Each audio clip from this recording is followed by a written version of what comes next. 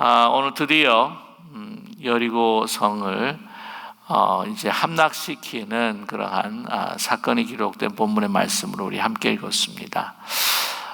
이 홍해가 갈라지는 사건과 함께 또 요단강이 갈라지고 이 여리고성이 무너지는 이 사건은 너무나도 유명합니다. 그래서 특별히 여리고성에 무너지는 것에 대해서 많은 또 유머들이 있고 또 여러분이 너무나 잘 아시는 또 찬양들도 있습니다. 아마 기억하실지 모르겠는데 여호수아 성을 쳤네 여리고 여리고 여리고 여호수아 성을 쳤네 여리고 나팔 소리에 무너졌네 하는 그런 찬양이 있죠. 그래서 Joshua fought the battle of Jericho라고 하는 그런 그 영어 찬양에서부터 비롯된 이제 찬양입니다.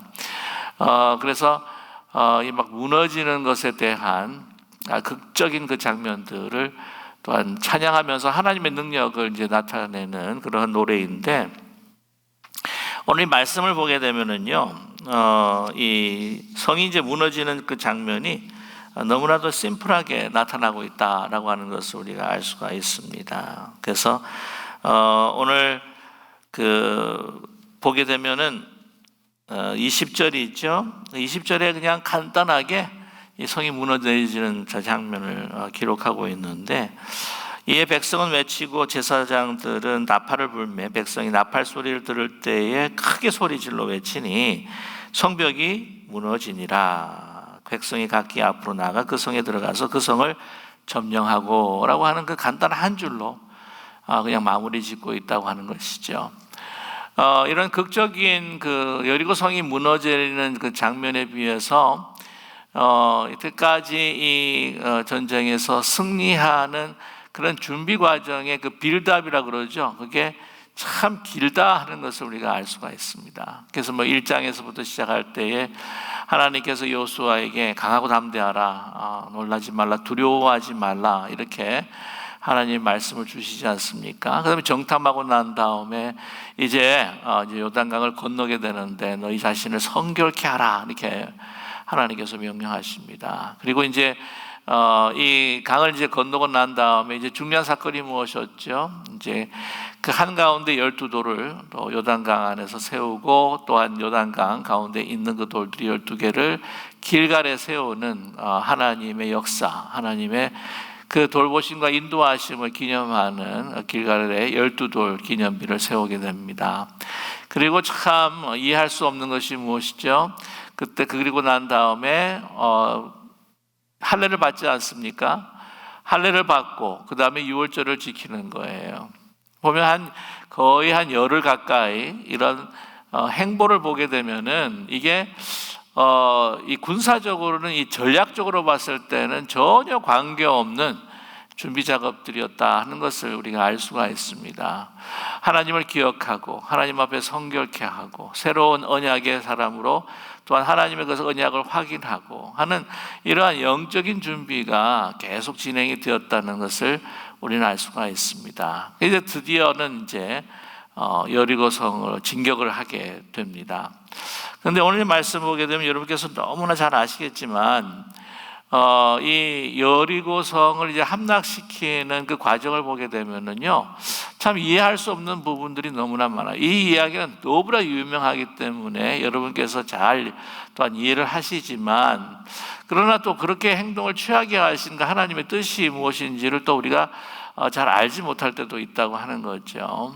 요약해서 말씀을 드리면은 하나님께서 여호수아에게 명령을 하십니다.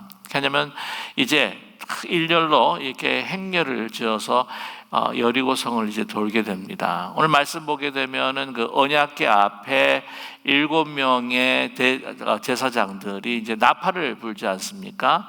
이 나팔을 불면서 이제 갈 때에 앞에 또 그 항우들 보게 되면은 거기에 이제 무장한 군사들이 앞에 서고요. 그 다음에 후방에 또 무장한 군사들이 앞에 섭니다. 보게 되면은 이 언약궤가 가운데 있고 바로 앞에 7명의 제사장들이 7 양각 나팔을 이렇게 계속해서 불면서 앞에 군사들 또 뒤에 군사들의 호위를 받아서 이제 그 주위를 돌게 됩니다. 죽일 주위를 이제 돌게 되는데 첫날에서부터 6날까지는 그냥 나팔만 불고 한 바퀴 돌고 돌아오는 거예요. 맨 마지막 7째 날에는 어떻게 했습니까? 7번을 돌고 그 다음에 나팔을 이제 불 때에 함성을 확 지르게 됩니다. 근데 무너지게 되는 거죠. 이 여리고성 이렇게 무너뜨리기에는 결코 만만치 않은 그러한 여리고성이다라고 하는 것을 이 고고학자들이 우리에게 증명해 보여주고 있습니다. 난공불락이라고 하는 거죠. 이 고고학자들이 이 여리고성을 이제 탐사를 했을 때에 그 남은 흔적들을 이렇게 쭉 이렇게 자료로서 연구하고 서치하는 가운데서 그 규모가 어떤 건 얼마인가라고 하는 것을 우리에게 보여준 자료가 많습니다. 잠깐 영상으로 보시면 이제 그 여리고성이 대충 어떻게 생겼는가, 이제 저렇게 이제 생긴 거죠. 그래서 외벽이 있고 그 다음에 이제 내벽이 있습니다. 보면은 이제 내벽 안에도 이렇게 많은 사람들이 거기에 모여서 이제 살았지만은 그 내벽과 외벽 사이에서도 사람이 집을 짓고 또한 거기에서 거주하는 사람들이 있었다고 하는 것이죠. 이 라합 같은 경우에는 그 성의 그 북쪽에 그 외벽과 내벽 사이에 거주했다고 하는 것을 우리 성경은 우리에게 말씀해주고 있습니다. 네, 감사드리고요. 보게 되면은 그 한 10,000평 정도가 된다고 합니다. 이제 10,000평 정도면은 한 8에이카 정도가 되는데 보통 그때 당시에 그 웬만한 그 도시들 그 성의 사이즈가 그 정도 됐다라고 합니다. 그런데 그 사이즈가 그렇게 뭐 크게 커 보이지는 않을지라도 이 성벽과 외벽이 굉장히 단단하게 조성되고 구성되었다라고 하는 것을 알 수 있습니다. 그래서 이제 외벽 같은 경우에는 맨 처음에 이제 그 그라운드에서부터 시작해서 돌로 쌓은 게 한 5m 정도가 돼요. 5m 그 위에는 벽돌로 이제 8m 정도를 이제 세웁니다. 그리고 이제 폭은 보게 되면은 한 2m 정도로 해가지고는 거기에서 망을 볼 수도 있게 만들었고요. 그리고 이제 외벽에서부터 이제 또 이게 이게 흙으로 쌓아가지고는 이게 경사를 만들었어요. 그래서 이 경사를 만들고 난 다음에 보게 되면은 그라운드에서부터 한 14m 높이로 이제 그라운드를 만들고 거기에서 이렇게 쭉 경사가 지지 않겠습니까? 그러면 위쪽에 또 외벽과 마찬가지로 8m 정도의 이 벽돌 그 성을 담을 이렇게 쌓게 된 것이죠. 이렇게 말씀을 드리면은 잘 이렇게 감이 안 오실 것 같다는 생각이 드는데, 그러니까 외벽 같은 경우에는 이제 5m, 8m니까 13m 정도가 되는데 보통 1층이 한 3m 정도로 이제 계산을 하게 되면은 3, 4, 12 해서 한 4층 정도. 외벽이 한 4층 정도의 건물이다라고 생각하시면 될 것 같습니다. 그리고 외벽 같은 경우에는 보면 14m에서 8m 하니까 이제 22m가 되지 않습니까? 그래서 3m 하면은 한 3, 7이 21. 그래서 7층보다 조금 더 높은 것으로 생각하게 되면 한번 생각을 해보세요. 4층, 그 다음에 7층. 그럼 이렇게 내려다 보게 되고 또 위에서 올려다 보게 되는데 이게 참 그 당시에는요, 그 당시에 전술과 무기를 가지고는 공성전을 갖다가 했을 때에 결코 이렇게 무너뜨리기 힘든 그런 난공불락과 같은 그런 성이었다라고 하는 것이죠. 이제 그렇기 때문에 그들은 어떻게 합니까? 오늘 1절 말씀 보게 되면은요, 이스라엘 자손들로 말미암아 여리고는 그냥 굳게 문을 닫은 거예요. 이제 그 안에서 있으면 된다. 그 자료에 의하게 되면은 그 고고학자들이 발견했을 때에 그 아직도 남아 있는 그 항아리에 가득가득 곡식들이 차 있는 것을 봤을 때에 이것을 추정해 봤을 때에 한 3년 정도는 그 애워싸서 한다고 할지라도 3년 정도는 버틸 수가 있고, 여러분 여리고 지역 같은 경우에 특별히 여리고 성은 그런 오아시스 같은 것들이 있었고 물이 흘렀기 때문에 굉장히 살기가 참 풍성하고 좋은 곳이었다라고 그런 기록들이 있습니다. 제가 지난 작년이었죠. 2월 달에 이스라엘 성지 순례를 갔을 때에 그 여리고성이 굉장히 그 비옥한 곳이더라고요. 그 여리고 그 지역이, 그 성은 이제 폐허만 남아 있지만 그 옆에 도시로 만들어져 있는 그 여리고를 보니까 거기에 여리고성에서 나는 무화과, 여리고성에 나는 데이츠 같은 경우에는 정말 가장 달고 가장 품질이 높은 것으로, 그래서 강한 햇빛뿐만 아니라 풍성한 물이 있기 때문에, 오아시스와 같은 그런 물이 있기 때문에 그렇게 과일들이 맛있고 풍성한 곳으로 알려져 있습니다. 그러니까 뭐 애워싸봤자 그렇게 오랫동안 견딜 수 있는 그런 성이었다라고 하는 것이죠. 그래서 만약에 이 공성전을 펼치고 이렇게 했다고 하면 정말 많은 이스라엘 그 백성들의 사상자가 났을 수밖에 없다라고 하는 것을 추정할 수가 있습니다. 자, 그런데 그러지 않고 하나님께서 하나님의 방법을 제시했던 것이죠. 그래서 아까도 제가 말씀을 드렸지만 이 성을 돌면서 나팔을 부는 그러한 하나님의 명령을 주셨습니다. 오늘 이 말씀을 보게 되면은요, 하나님께서 아무 말도 못하게 하셨습니다. 내가 명령할 때에 소리를 지르라. 그때 소리를 지르는 것이 이제 맨 마지막 7째 날이지 않습니까? 7번 돌고 난 다음에 나팔을 막 불고 그다음에 이제 함께 이제 소리를 이제 지르게 되죠. 그 전까지는 첫째 날부터 6째 날까지는 어떻게 하라고 하십니까? 나팔만 계속 불지 너희들은 잠잠하라는 것이에요. 그 황홀을 따라 쭉 가면서 계속해서 잠잠하라 그렇게 이야기합니다. 왜 그러셨을까? 여러분 아시겠지만 광야 생활 때에 이스라엘이 했던 아주 유명한 그런 일들이 많습니다. 왜냐하면 그들은 뭘 잘하냐면은 계속 원망하고 불평하고 한탄하고 그랬던 사람들이었죠. 그래서 그 원망하고 불평을 이게 뭐야? 아니 이래가지고 어떻게 우리가 여리고성을 함락시키겠어? 라고 하는 그런 말들을 첫날 정도는 아마 괜찮을 것 같아요. 둘째 날도 뭐 참을 만큼 참겠습니다만 셋째 날, 넷째 날 돌면서 우리가 뭐 하는 거야? 라고 이렇게 불평을 이제 많이 할 수 있을 것 같습니다. 아니 이래가지고 어떻게 이길 거야? 이래가지고 어떻게 우리가 승리를 저 땅을 취할 수 있지? 라고 이렇게 많은 원망과 또한 여러 가지 불평들을 했겠죠. 그러나 그것을 함구시켰습니다. 그것을 묵상하면서 하나님께서 어떻게 하실 것인지 우리가 기대하며 하나님 앞에 이제 집중하게 되는 것이죠.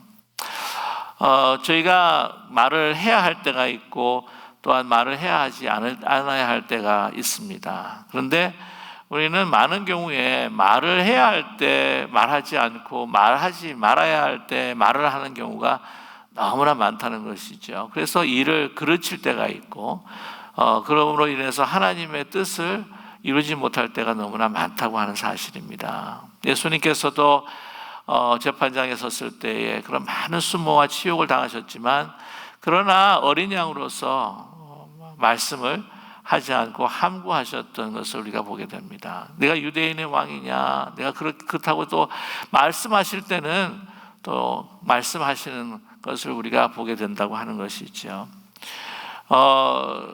우리의 모습이 우리의 삶의 어떤 그 모습들이 정말 하나님의 그 말씀에 집중하기 위해서 묵상해야 할 때, 그리고 어떤 상황 어려운 가운데서도 우리가 하나님 말씀을 집중해야 할 때는 우리가 말을 하지 말아야 한다고 하는 것입니다. 자, 그래서 집중하면서 여호와의 계를 호위하면서 이렇게 계속해서 돌게 되었다고 하는 것이죠. 근데 이제 다른 것은 아니고 이 그 제사장들이 이제 7번 그 7개의 양각 나팔로 이제 계속해서 이제 행진할 때 이제 부르게 된다. 이 나팔을 부르게 된다고 하는 것입니다. 왜 그러셨을까 하는 생각을 갖게 되죠. 왜 그러셨을까? 이 많은 여러 가지 이제 조사를 해봐도 이게 대한 해석들이 아주 클리어하게 나온 부분들이 많지 않더라고요. 묵상하는 가운데에서 그래서 아마 하나님께서 이렇게 하시게 하셨구나 하는 생각을 갖게 되는데 제가 조금 이따가 좀 말씀을 드리도록 하겠습니다. 근데 보면 맨 마지막 날은 7번이죠. 그 다음에 7일 동안을 돌게 했습니다. 그리고 7제사장이 7개 양각 나팔로 불게 했죠. 7이라고 하는 숫자가 얼마나 많이 나오는지 몰라요. 7이라고 하는 것은 바로 이제 완전한 숫자, 하나님의 숫자라고 그렇게 이야기합니다. 모든 것을 충족시키는 숫자다. 하나님께서 엿새 동안 일하시면서 창조하시고 난 다음에 7일 동안 7일째 쉬셨습니다. 안식하셨습니다. 그것으로 창조가 완성이 되었다고 하는 것이죠. 6날 다 완성이 된 것이 아니라 그 안식함으로 인하여서 이 창조의 의미가 무엇인가 하는 것을 분명히 나타내 주신 것, 그것으로 이 창조가 완성이 되었다고 하는 것입니다. 그러니까 하나님의 숫자인 거죠. 요한계시록에도 보게 되면은 이 7이라고 하는 숫자가 얼마나 많이 나타나요. 54번이나 반복되어서 이 7이라는 숫자가 나타나고 있습니다. 그래서 하나님의 때, 하나님의 방법, 하나님의 어떤 그 시기, 이것을 나타내기 위한 완전한 숫자, 완전한 하나님의 방법이다, 하나님의 능력이라고 하는 것을 나타내기 위해서 이 7이라고 하는 것을 더 강조해 주고 있다고 하는 사실입니다. 자, 왜 7인가? 조금 더 이따가 제가 말씀을 나누도록 하겠습니다. 그래서 이제 하는데 7째 날 7번을 돕니다. 7번을 돌고 난 다음에 이제 나팔을 불고 함께 함성을 꽉 하고 질렀을 때에 이제 무너졌다는 거예요. 이 여리고성이 이제 무너지게 된 그 이유에 대해서도 여러 가지 어떤 이야기들이 있습니다. 물론 하나님의 능력이죠. 그건 그래서 제기할 수 있는 사람이 없습니다. 하나님의 능력으로 이제 무너졌는데 보면 이게 궁금하잖아요. 어떤 방법을 하나님께서 사용하셨을까라고 이제 생각하는 경우가 있습니다. 어떤 이들은 그 지진 때문에 막 갈라져 가지고는 이제 무너졌다. 근데 이제 텍스트를 보게 되면은 이제 지진이라는 말에 대해서 나오지 않고 막 땅이 흔들렸다 이런 기록들이 없잖아요. 근데 소리를 왁 하고 질렀을 때 막 무너졌다. 그래서 제가 언제 한번 말씀을 드렸습니다만 이제 어떤 과학자들은 뭐라고 이야기하냐면은 이게 그 성이 가지고 있는 고유 진동수에 맞춰서 하나님께서 그 백성들의 함성으로 맞춰 가지고는 이제 넘어뜨리게 했다라고 그렇게 이야기하는 과학자들이 있습니다. 이 natural frequency라고 해서 모든 물체마다 이제 고유 진동수가 있는 거예요. 혹시 가끔 영화도 그런 것이 있고 이제 제가 어릴 때 만화 같은 걸 보게 되면은 어떤 성악가가 하고 이렇게 막 노래를 부르게 되면은 옆에 있는 글라스가 쨍쨍 하고 깨지는 그런 장면들이 있어요. 근데 과연 그게 정말 깨질까? 여러분 궁금하시지 않으십니까?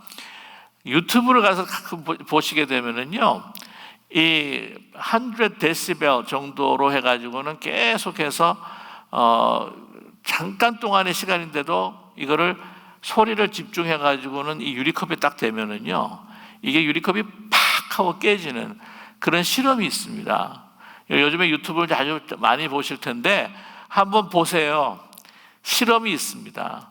그래서 한 사람이 한 100 데시벨 정도로 확 하고 하는데 이게 소리가 집중이 돼가지고는 유리에 가다니까 이게 빡 하고 깨져요. 그게 왜 그러냐면은 그 물체마다 가지고 있는 고유 진동수라고 하는 게 있어요. Natural frequency. 그래서 거기에 이제 진동을 뭐 소리라든지 아니면 다른 것으로서 이 진동에 맞춰주면은 그 안에서 그 내추럴 프리퀀시에 맞춰가지고 이게 막 진동하다가 균열이 돼서 빡 하고 깨지는 경우가 됩니다. 또 우리 1940년에 타코마 네로 브릿지라고 해가지고는 이 타코마에 이 다리를 세웠습니다.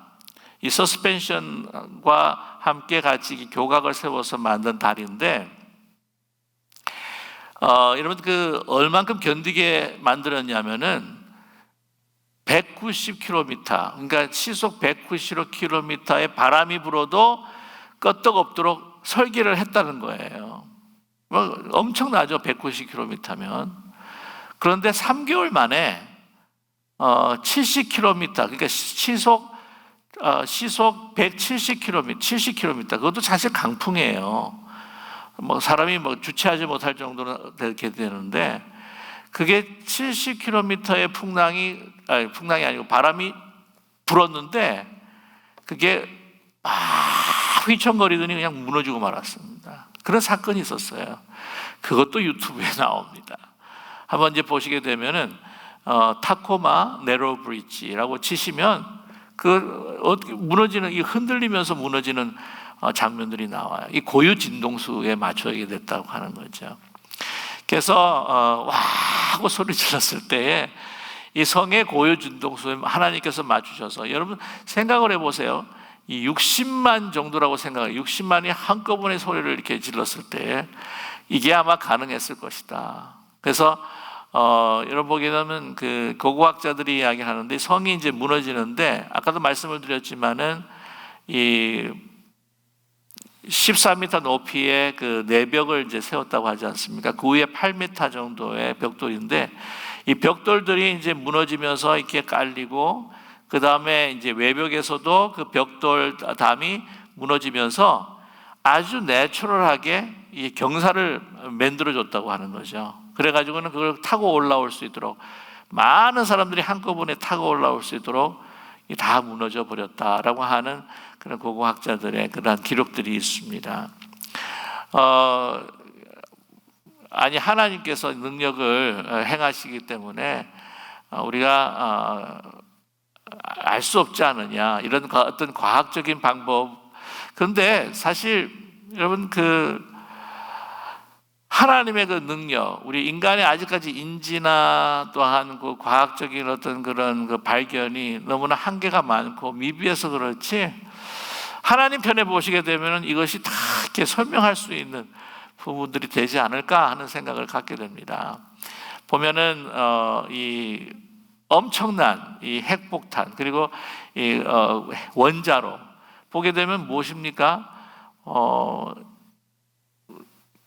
핵 분열과 핵 융합이라고 하는 그런 자연적인, 하나님께서 만들어 놓으신 그 내추럴 러라 그러죠. 자연적인 법칙을 발견함으로 인해서 얻은 이 인간의 하나의 그 능력, 하나의 기술이요, 능력이라고 이야기할 수가 있는데, 그 자연 속에서의 그 핵 분열과 핵 융합을 통해서 이러한 엄청난 그 위력적인 것들을 우리가 발명해내지 않습니까? 이 발명했다 보니 먼저 발견이 된 거죠.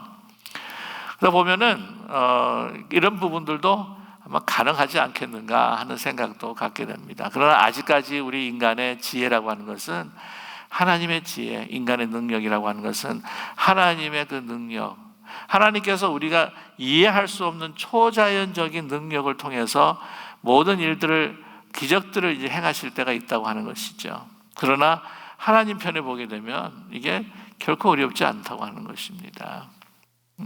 하나님 편에 섰을 때는 이걸 다 우리가 천국 가게 되면 어떻게 이런 일들을 행하실 수 있는지 아마 조목조목 아마 설명해 주실 때 우리가 이해할 수 있는 때가 있지 않을까, 그런 생각을 갖게 됩니다. 아무튼 이러한 하나님의 역사가 있었을 것이다 라고 이렇게 이야기를 하고 있습니다.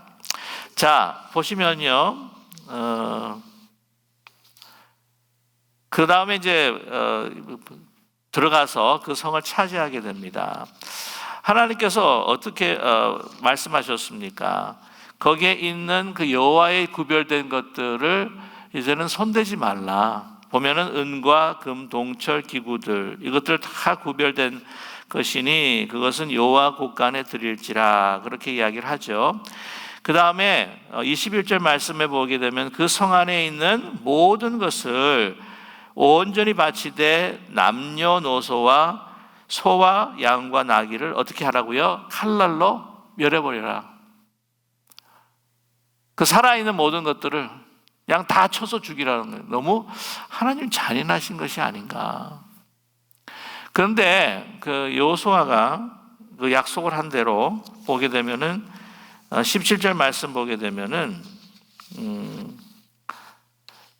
이 성과 그 가운데 있는 모든 것은 여호와께 온전히 바치되 기생 라합과 그 집에 동거하는 자는 모두 살려주라. 이는 우리가 보낸 사자들을 그가 숨겨주었습니다.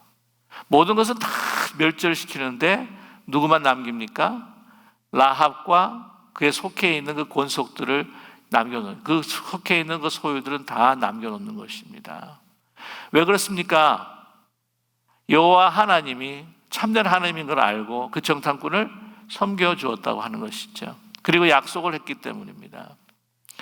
이 믿음으로 여호와가 어떠신 분인가, 하나님이 어떠신 분인가, 이스라엘을 다스리시는 하나님이 어떠신 분인가라고 하는 그것을 믿었기 때문에 그는 하나님을 선택했고 하나님을 위한 행동을 했기 때문에 그는 그 믿음으로 이렇게 구원을 얻게 됐다고 하는 사실입니다.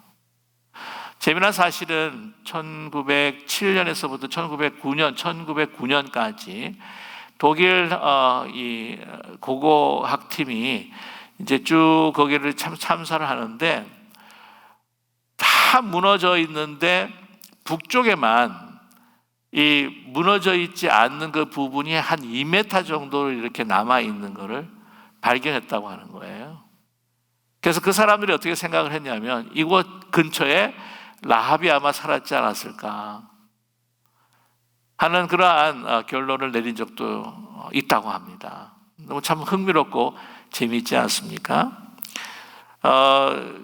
이런 그 흔적들이 하나님께서 행하시는 흔적들이 이 구원의 흔적들이 이렇게 남아 있다고 하는 것이죠. 근데 그 외에 어떻게 해요? 다른 사람들은 다 멸절해 버립니다. 아니 하나님 이거 너무하신 거 아닙니까? 이 남녀노소예요. 아이들까지. 근데 왜 그랬을까요? 여러분 잘 아시지만 그들은 이미 죄악에 물들어 있고 이들이 남아있게 되게 되면은 어떻게 됩니까? 이스라엘 백성들도 그 경건한 이스라엘 백성들도 영향을 받아서 그들이 죄로 물들까봐 하나님께서 이 모든 것들을 또 제거하셨다고 하는 것이죠. 너무 하나님 잔인하지 않으십니까? 이렇게 이야기할 수가 있겠죠. 이러한 것과 비슷한 것이 뭐냐면 노아의 홍수라고 말할 수 있을 것입니다. 하나님 어떻게 그 노아의 홍수에서 다 그들을 이렇게 멸하실 수 있습니까? 노아의 가족들만 빼놓고. 근데 하나님께서 분명히 말씀하셨어요.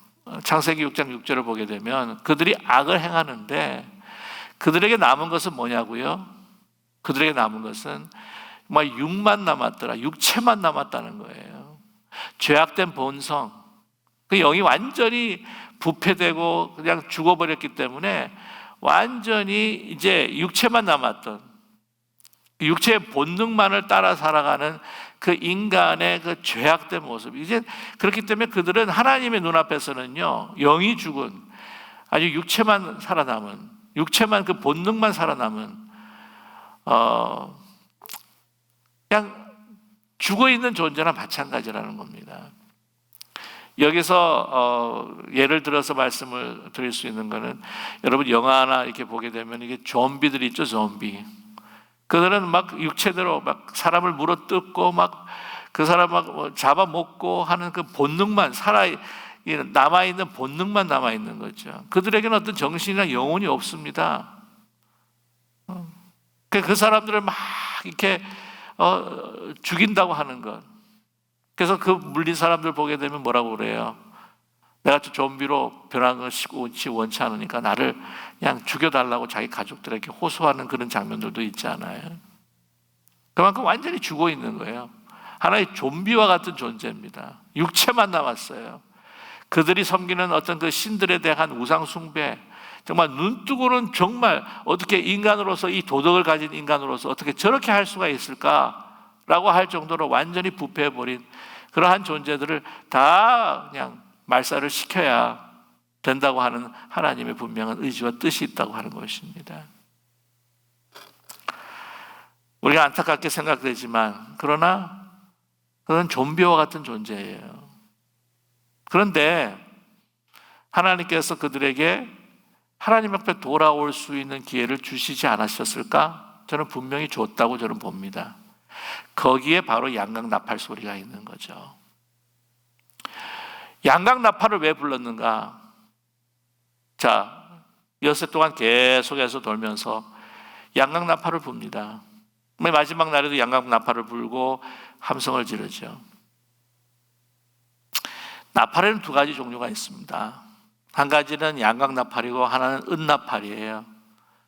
은나팔 같은 경우에는 이것이 이제 전쟁을 치르기 위해서 그 사기를 고조하기 위해서 막 은나팔을 붑니다. 또한 승리를 위해서도 은나팔을 붑니다. 그런데 양각나팔은 굉장히 영적이고 종교적인 신앙적인 의미가 있어요. 양각나팔은 제사적 의미가 있는 것이 바로 양각나팔입니다. 이 양각나팔을 언제 붑니까? 희년 때 불어요. 희년이 왔다고, 주빌리. 모든 건 묶여있던 것에서부터 해방이 되는. 그래서 막 양각나팔을 불면서 그 기쁨, 해방의 기쁨을 노래할 때 양각나팔을 붑니다. 언제 또 양각나팔을 붑니까? 유대 절기로 봤을 때 7월 1일 날 나팔절 때 양각나팔을 불어요. 그 10일이 지나면은 뭐가 옵니까? 대속죄일이 오죠. 모든 민족이 하나님 앞에 회개하는 대속죄일이 옵니다. 그때 부른 양각나팔은 회개를 촉구하는 나팔 소리입니다. 회개를 촉구하는 양각나팔이에요. 일곱째 날, 여섯째 날을 계속해서 옵니다. 아무 소리 없이. 뭐만 들립니까? 언약궤를 이제는 호위하면서 양각나팔을 부는 거예요. 중심이 돼야. 언약궤를 중심으로 해서 양각나팔을 붑니다. 이거 누구를 향한 양각나팔일까요? 이스라엘 백성들에 대한 회개 촉구를 위한 양각나팔이었을까요? 아니라는 거죠. 그 성 안에 있는 사람들이 들으라고 하는 겁니다. 엿새 동안을 기회를 주는 거예요. 그들은 알았어야 했었습니다. 오늘 말씀이 뭐예요? 1절에 보면 이스라엘 자손들을 말미암아 여리고는 굳게 닫혀버린 거예요. 이 굳게 닫혔다고 하는 것은 영적인 의미도 있습니다. 이스라엘 백성들에게 하나님 앞에 완전히 문이 닫혔다. 마음이 완전히 닫혀버렸다는 겁니다. 오고 들어갈 수 없는 것이에요. 양각나팔을 불면서 저 양각나팔의 소리가 의미가 무엇인지 왜 알려고 들지 않았겠습니까? 왜 저들렇게 도는지, 그 언약궤의 의미가 뭔지 아마 많은 이야기로 들었을 겁니다. 양각나팔 소리의 의미도 무엇인지를 왜 저렇게 계속해서 양각나팔을 불면서 아무 소리 않고 도는 거야? 무슨 전략이야? 어떤 뜻이야? 그 성 안에 있는 사람들이 왜 알려고 하지 않았겠습니까?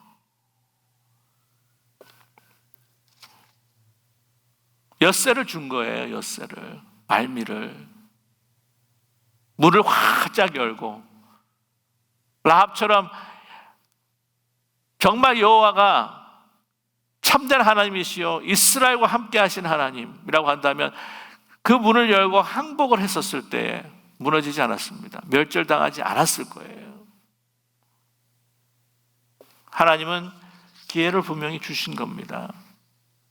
저는 그렇게 믿어요. 그러나 그렇지 않기에 그들은 멸절당하고 말았습니다. 자, 26절에 한번 보세요. 26절에 여호수아가 그때 맹세하여 이르되 완전히 부패하고 참혹하고 하나님 앞에 남녀노소 남길 것 없이 멸절당할 수밖에 없는 더럽혀진 땅, 누구든지 일어나서 여리고성을 건축하는 자는 여호와 앞에서 저주를 받을 것이라. 그 기초를 쌓을 때에 그의 맏아들이 이를 것이요 그 문을 세울 때에 그의 막내 아들을 이루리라 하였더라. 그곳에 성을 세우지 말아라. 그 땅이 좋아 보여가지고 또 세우겠다고 한다면 이러한 하나님의 심판이 그들에게 이를 것이, 그만큼 그 땅이 더럽혀졌고 황폐해졌다고 하는 것을 말씀해 주고 있죠. 그런데 이렇게 말을 했는데도 안 듣는 사람이 있어요. 안 들어요. 그 지나간 옛날 이야기겠지. 열왕기상 16장 34절, 열왕기상 16장 34절 보게 되면 이런 말씀이 있습니다. 잘 한번 들어보셔요.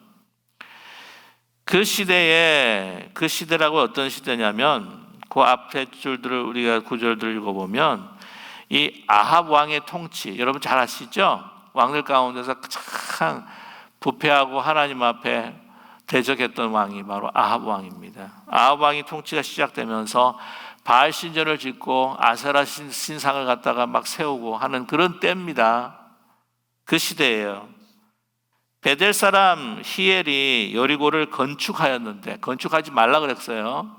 건축하였는데 그가 그 터를 쌓을 때에 맏아들 아비람을 잃었고, 그 성문을 세울 때에 막내 아들 수굽을 잃었으니 여호와께서 눈의 아들 여호수아를 통하여 하신 말씀과 같이 되었더라.